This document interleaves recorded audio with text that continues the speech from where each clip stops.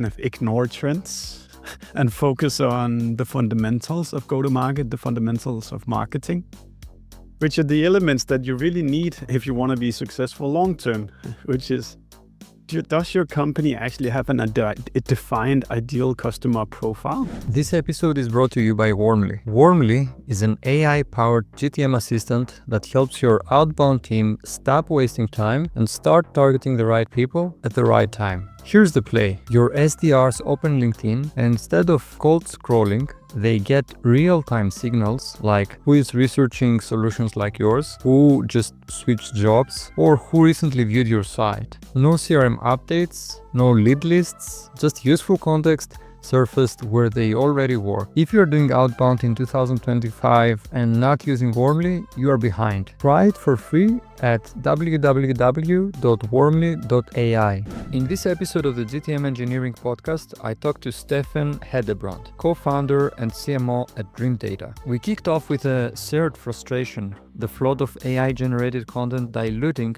quality across GTM teams. Steffen did not hold back, calling out the mediocre pool, content driven by poor prompting and zero research. His take: mediocre is by far not enough anymore. We unpacked what it actually means to pay the entrance fee for someone's attention, especially in outbound, and how AI should augment, not replace, deep work. But this conversation was not just critique. Steffen shared one of the most creative event experiments I've heard in a while, renting out a cinema for a product launch. No slides, no booths, just drinks, a short pitch, and Gladiator 2. The result: dozens of unsolicited LinkedIn posts, zero ask, and a powerful reminder of what reciprocity looks like in GTM. We also got into attribution for offline events, how to actually connect physical activities to digital outcomes, and why the trend you should follow might be, well, ignoring trends altogether. Here's my conversation with Steffen. Hey Steffen, welcome. Thank you, George. Good to talk again. Is it sunny in Copenhagen? Is that sound rising there? It is right now, which is Copenhagen becomes a very nice city when the sun is out. So yes, it's the sun is out. Okay, that's good. So nice day, I guess, for a chat about GTM and marketing and growth. We were discussing before we started recording the questions we have and we ask here at the pod. And I will just get, straight into it. What is a problem you see GTM teams facing right now? And if the solution is not obvious, what do you think the solution to that problem may be? Yeah, I think a big problem that most GTM teams face right now is the extremely fast dependency on AI, which has resulted in a rise of an enormous amount of mediocre AI-written content, which I think makes everyone who does it have a very mediocre response, a really mediocre GTM, because you can just clearly see that no one ever and almost no one invests time in producing high quality content, because the AI can make things sound fairly decent. Then people get lazy and think it's good enough, but it's just so easy to see on LinkedIn, in my inbox, on the websites I browse, that people have just jumped on this AI wagon and have completely forgotten that for content to actually truly resonate and be effectful, it actually has to have some sort of emotional appeal.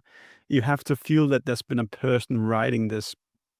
And I just see so many GTM teams jump on this AI bandwagon writing, and it really stinks. You can see that they've just not invested the time and effort in actually producing good content. And I bet you that all these companies who do this are going to suffer tremendously, because everybody can sense this is AI. You have not invested a single dime in producing something that really matters here. I can't feel the content you've produced. But do you see any? Okay, I get it, and I agree. Especially when I cringe every time I see this LinkedIn comments that smell AI like from 100 miles away. The ones with the question at the end. Like let's say you talk about, I don't know, attribution in B2B SaaS is broken. And the question of the comment, they may say something like very generic, and the question may be at the comment at the end, how do you see attribution for B2B SaaS being broken? And I'm like, man, what are you talking? This is what I'm explaining in the post. This is clearly like written by AI. There's a lot of words that are clearly AI right now, and there's also that usage of the M dash, the long dash. It's just, and how can it is also Sorry, but I have to defend the MDAS. I like it. I've been using it for many years, and I will not stop using it. But at the same time, I also understand that it smells a bit AI, and it makes me feel a bit guilty every time I want to use it. But I like it. I can't help it. It's super funny. Anyway, seriously now though, I mean, can you see? Because I can, and I have, an answer to that, but I would like to hear your thoughts. Okay, about that. That's a fact. It happens, we all see it. In many cases, we can sense it. What's the solution? I mean, should they stop using AI for content creation altogether, or should they use it not for the use case of like creating the content, but potentially for editing it? Or I don't know. I'd like to hear your thoughts. That's a super good question, George. And I think it's not, I'm not like a disbeliever in AI is the future, for sure not. I'm just being very critical about the outputs that people are able to generate right now. And whether that means that you actually need to hire a super good copywriter to do your copywriting that is truly unique, or you learn how to prompt the AI in a way that it actually generates content that people can feel and care about. That's up to you in your business. I just think you should realize that mediocre is by far not good enough anymore. It needs to be superiorly good because everyone uses AI and everybody blends into this very numb mediocre pool if they don't invest time. Let me take an example. Your inbox, because you're a founder, is probably also filled by outbound messages, just like my as a founder is. And you can see a million miles away that that person that decided that I was on the list of being spammed today did not invest a single second in writing anything here. So I typically think about it as whenever you go to a concert, to a sports match, a club, whatever, you pay the entrance fee to enter the door. And the entrance fee to get my attention in my inbox is that you at least train the AI to read my LinkedIn profile, listen to some podcasts. There's plenty of podcasts with me out there. Read Dreamdata's website. Pay the entrance fee, which means do the actual research about understanding who I am. Now, a really good BDR does that. I'm sure a really good AI SDR can do that as well, but I'm just not seeing it in my inbox right now. And don't take that as a hint to start. That's a great analogy. More outcome. That's a great analogy. I like it. You have to pay your entrance fee by doing really thorough research. I get it. I agree with you. That could be a use case. Another use case, I'm using it like a lot. I used to be very skeptical like a couple of years ago when it started coming up into the mainstream. Now it's all about, and for the new company we are building, it's the layer upon which we build everything, right? Just to give an example, just for a use case, which I think makes sense to me. Like once we finish with this recording, what I will do is get a transcript from AI, and then I will feed that transcript to another AI, and I will ask it to make the intro, so I can read the intro and create the intro for this recording like separately. Yeah. And I've done like a couple of these interviews already, and I'm like fascinated by the quality that it brings. But of course, the quality is based on a great conversation, quotes, sound bites, and things that if you prompt it properly, like then you can have something that, I couldn't have written it better. And in fact, I don't want to do it, So I find a use case for cases like this. I mean, that's what I'm trying to say. There's a million great marketing use cases for AI. It's just all about being very critical about what is the end output of my work. We have, when we do our weekly lives, that goes to YouTube, which then transcribes it, goes into Gemini, and we then get a blog post out of it. And then Ali on my team makes a good blog post out of the AI suggested blog post and makes sure that it will actually resonate and read right for a human person. Yeah, I agree. I mean, yeah, tomorrow There's so much to say on this one topic. there is.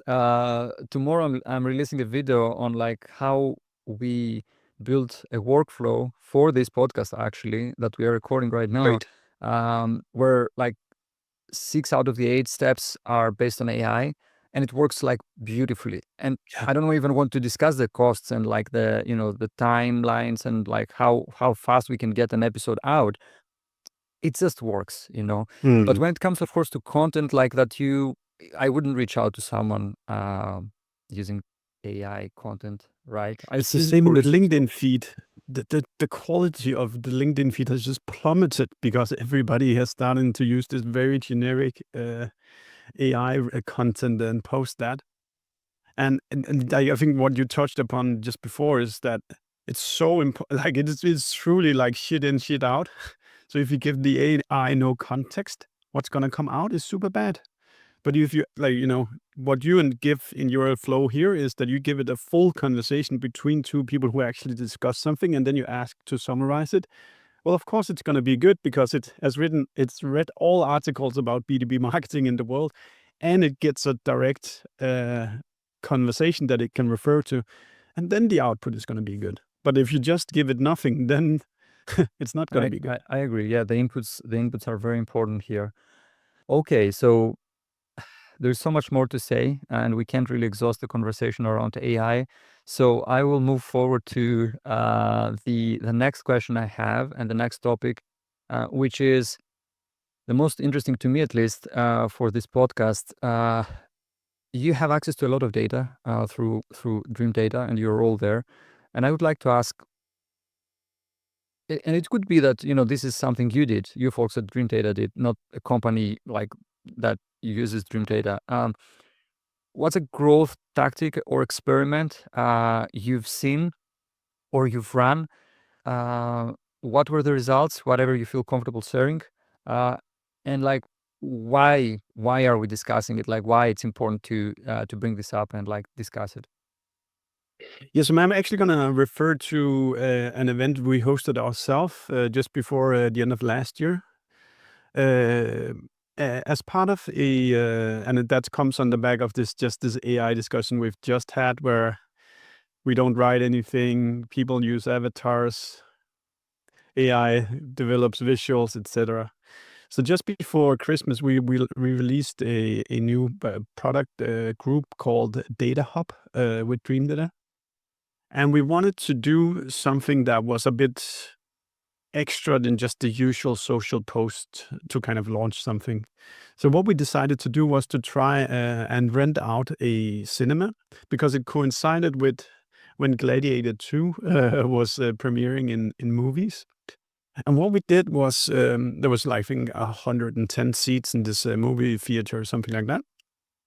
And we decided to create a night where we invited Dreamdata employees, engineers, salespeople, marketing people, etc., our friends, prospects, and customers of Dreamdata into this one movie theater, where firstly they had like a half an hour just session where they could have a beer and drink and just network. And I think that really started, Copenhagen is not a bigger city than it is. So they start seeing, oh, we actually have a lot of mutual connections. Dreamdata is this facility of real relations. And then once you move into the movie theater, I did the presentation about what is the Data Hub and what is Dreamdata. And you get an opportunity to serve these 100 people a completely unskippable ad, because these guys are sitting in a chair and they cannot get away. So they have to listen to me for 10 minutes talk about what was the Data Hub and what is Dreamdata. And everybody really, the atmosphere was really great. 100 people had a good night. We didn't really have any big expectations to what to get out of it, but the 100 people had a great night. But what happened at the back of that was that we saw more than like 15 posts coming out of that night afterwards. I think there's some kind of reciprocity that people feel like that they were part of a great evening. They had a good time. They got it completely for free. And then the way that they kind of show their appreciations is that they make small videos, they do social posts. They basically did the pitching for us afterwards about what is the data hub or what is Dreamdata. And it just comes across in such a more trustworthy way when you've truly done something that we did not ask anything in return besides them showing up and having a good time. And I think this element of physicality today really matters because people want to be part of something. And hopefully it also generates a bit of FOMO that you can see that whenever Dreamdata does something, there's actually happy people and there's real people involved, and you actually want to be part of this movement or this community. So that is a tactic, a physical tactic that we were super proud of, and everybody had a great night. I have many things I'd like to double click on. One of them, are you doing it again?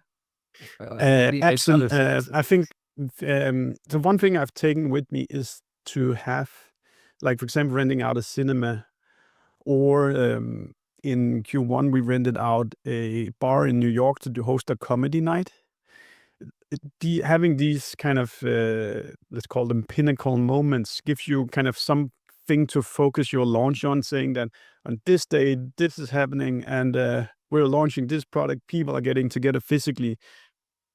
So just having this kind of mellow kind of post on LinkedIn, having something like real massive with a physical deadline is good to kind of generate momentum. So absolutely, we're doing it again. We're actually doing it again on the 27th of May, where we're launching a new fantastic product, but it all also have this physical element. Okay, so you're doing it again. Is it again in like Denmark, like Copenhagen, or going somewhere else? Like we're doing one thing in New York, where we have an office, and then one thing in Copenhagen, where we have an office. Okay, that's good. Now, as a software, like you're close to data and like attribution and all that very interesting things. Could you attribute pipeline to this event? Or, that wasn't, it wasn't obviously, but, it would be nice as a marketer. I'm curious to know if you could like attribute pipeline to this. So I haven't actually checked the numbers, George. I should have done that just before this. But what we did was we took all the emails of those who signed up and uploaded into Dreamdata. So now a digital touch of this physical event exists. And if ever any of those people that were part of this ends up becoming pipeline or revenue, we'll know. But then there's also the customer satisfaction or churn prevention, if you want that. You get that physical meeting over a beer between your employees and your customers in the city as well. And then there's also the value of what would we have had to pay to get 15 B2B marketers to post on LinkedIn about some of our content. So I think my gut feeling ROI is that it was a very good night, and I'm sure if I'd started looking deeper into the numbers, it would probably also be good. I agree with you. I mean, events. I was at an event last week, and I met friends. I met some new friends. Had some very interesting conversations, and had access to people. I wouldn't have had I reached out to them on LinkedIn or, whatever the marketing message or campaign was. I believe in the like there is a lot of potential in physical events. And they don't have to be like all these like big scale commercially focused events either, because that's also a feedback I got, and like the sentiment I got from people, that we like smaller events more than these big massive events where everyone is just trying to sell to me, right? I don't know what your thoughts are, but I prefer these smaller events too. So I have a bunch of thoughts on it as well. Like, first of all, small or big, I think it really depends on the audience being like a super high quality audience. So you're not looking to be in an audience of like different kind of booths filled with salespeople when you're actually at a B2B marketing conference. You're there to actually meet other people just like you who have the same pains, problems, challenges, etc. And hopefully those people would be like similar tier as you in terms of experience. So you have a lot of things to share. That's one thing. Then obviously the really big events can be very hard to kind of comprehend, and then you miss so many opportunities there because it's just spread over many places.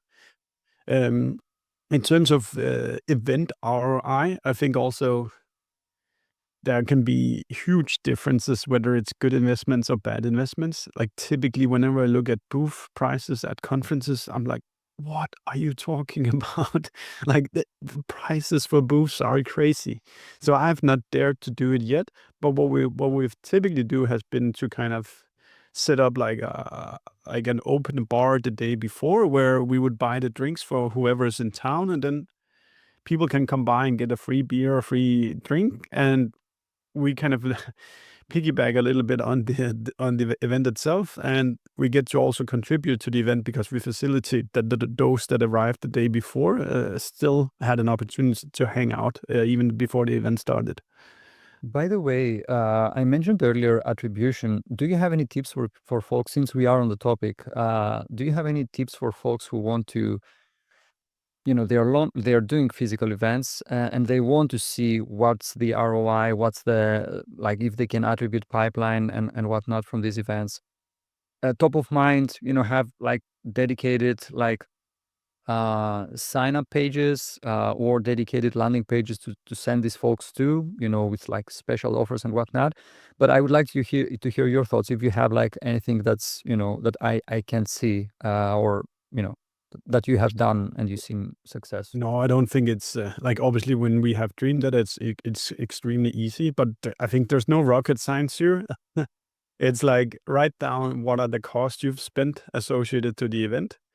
Make sure that every sign up to the event is logged in a Salesforce campaign or whatever they call it in other CRM systems, and make sure that make sure that the physical activity has a digital reflection that you can have a look at 3 months, 6 months, 12 months after the event to see whether that event that you hosted and spent X amount of money on was actually part of accounts that were won following the event.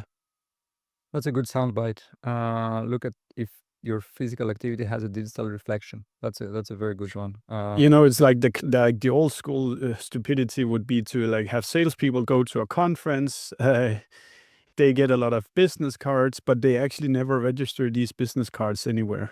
Hmm. And then, like the rest of the business, have zero clue of whether that very expensive booth had any impact. So it's about like maybe you should even like create a folder that contains slideshows of events. First, you describe the cost, then you describe who took part, and then you have a slide you update once you kind of see which deals were won on the back of which deals did you influence after facilitating this event. Yeah. Okay, that makes sense. Just force the team every time. You have one with cost, you have participants, and then you have impact in the end. Yes. Yes. Yeah, it's not rocket science, as you mentioned. Like, it shouldn't be that difficult. Okay. Last question is regarding trends, and I would like to discuss a trend. It could be AI, but it could be also something else that's not so like in everyone's minds right now. A trend that you follow, that you see, and maybe a trend you think people should pay more attention to. Yeah, if you'd allow me, I actually thought about this, and I'm of course I'm also following trends here and there and trying out ideas, but I actually want to just do a shout out to kind of ignore trends and focus on the fundamentals of go to market, the fundamentals of marketing, which are the elements that you really need if you want to be successful long term. Which is, does your company actually have a defined ideal customer profile? Is it written down somewhere, an ideal customer profile that marketing, sales, product CS shares? If not, all these teams are running in their own directions because they're not agreeing to who we're going for. with that ICP, then you can do very old school work about thinking about at which places do we need to be present to seem omnipresent, although we have a very tiny budget. Because if you're targeting surfers, there's surf spots, there's surf influencers, there's surf magazines, there's surf competition. You don't have to be present all over the world. You just have to be present exactly where your ICP is. And that also makes all the following marketing decisions a lot easier afterwards. I have this idea. Does it actually match our ideal customer profile? Yes, no. Oh, it doesn't match. Okay, then we don't do it. Onwards to the next idea. And then the last idea, the thing you need is just an opinion about what is a good CPA, a cost per acquisition, of a lead, of an opportunity created, of a deal won. Because then you use these numbers. If we go back to our event, if we know exactly how much we can pay for an opportunity, then we can also look at the cost we had for these events and do a very simple piece of math that tells us whether we invested our time in a good way. So the next time we have to decide whether are we doing this event or not, we check, was it the right people who signed up? And did they come in at the right cost that we actually had set out? And if it did, we should do more of these. So back to the fundamentals, have a company-wide ICP. Think about how do you distribute your content so you actually reach them, and know what you're willing to pay per acquisition of whatever pipeline stages you have in your business. That's what you should do. And then you should ignore all the trends that are floating around LinkedIn. I agree with you. In a sense, I feel that we are over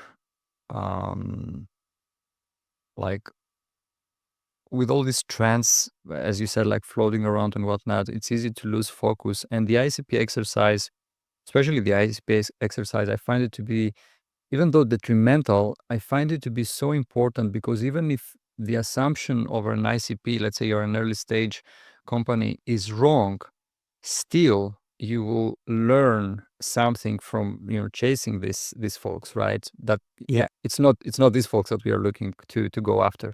And so even if it's based on a false assumption, it's better to have an ICP than non-ICP, right?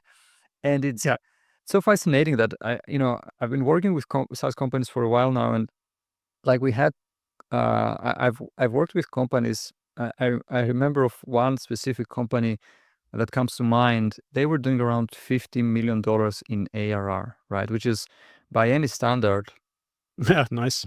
It's very, very good.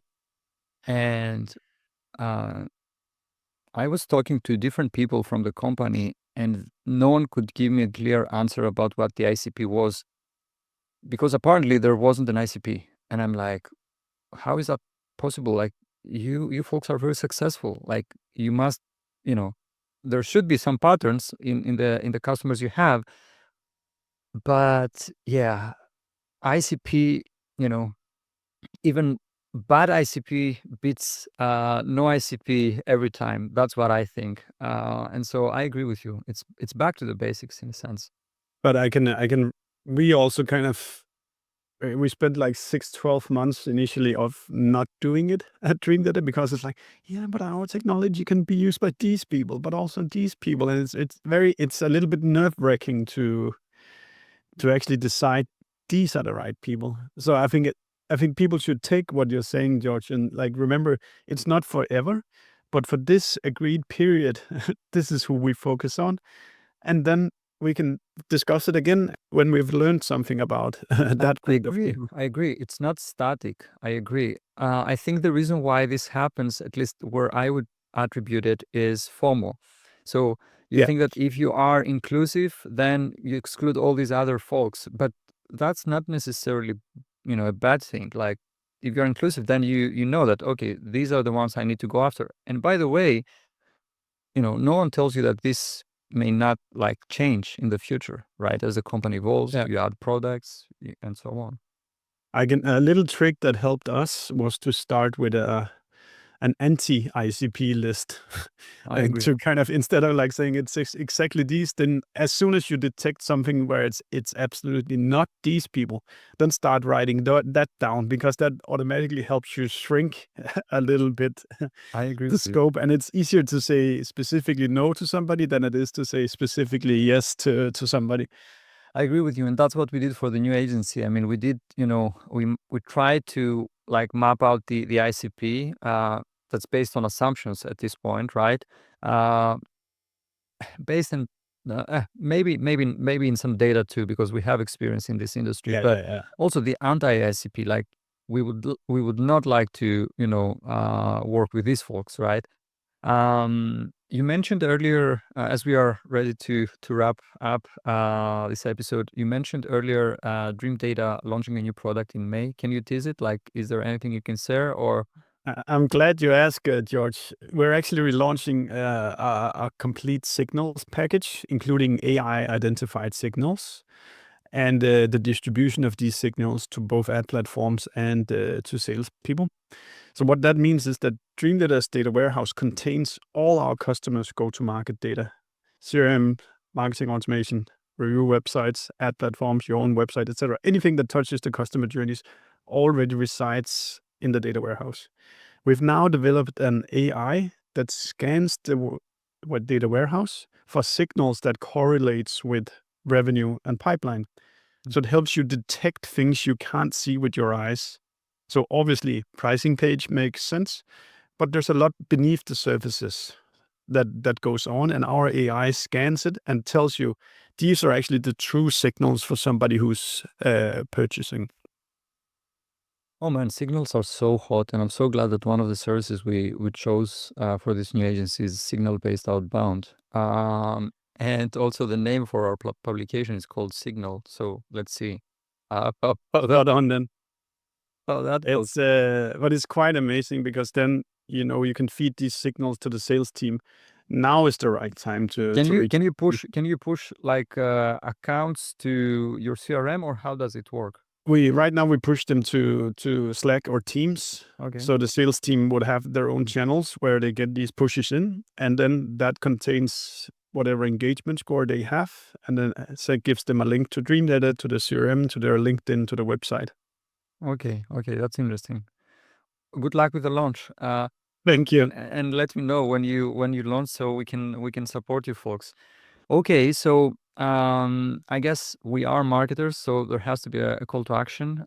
Where can people find out more about you and Dreamdata, and get in touch if they'd like to? Yeah, as I spend a lot of time on LinkedIn as well, so people should just connect with me there. And I run a weekly show together with my colleague Laura, where we invite relevant people for B2B marketers. So there's a lot of relevant content coming out there as well that people can go and consume. If they want to try this Signals product, it's going to be part of our free tier. So go to dreamdata.io and create an account and see how it looks. Is there a free forever plan, or how does it work? Forever is a long time, but Free we trial? have Sorry. there's a free tier, there's a free trial, and then I pay at some point. Yeah. Is it based on usage? Usage, integrations, etc. Yeah, A few okay. things. We will drop this in the show notes, and folks Yeah, please. can check Dreamdata out. Okay, that's great. Thank you very much for doing this. Thank you. My pleasure, Josh. Thank you.